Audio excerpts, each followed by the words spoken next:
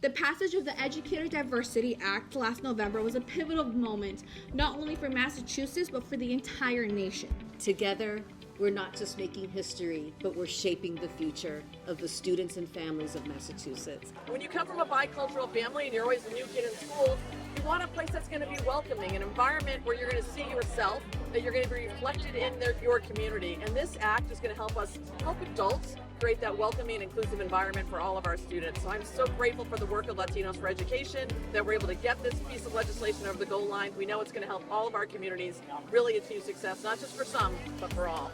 Today being here in Revere is an amazing, me coming from Western Massachusetts, showing the support that this act had, especially here from the Senate and the House, you know, to show the dedication that we have to make sure and follow through, especially on what this act means to our community, especially the Latino community.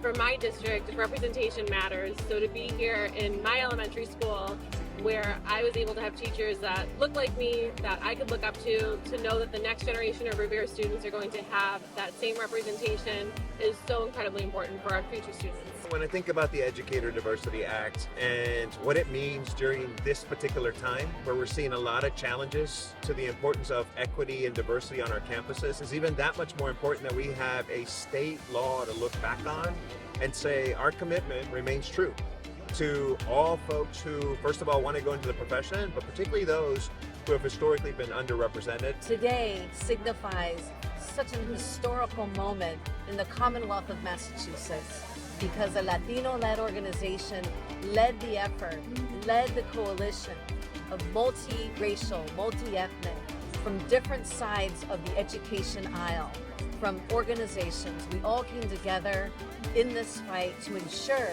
that we would see more representative educators in front of a very diverse student population in the Commonwealth.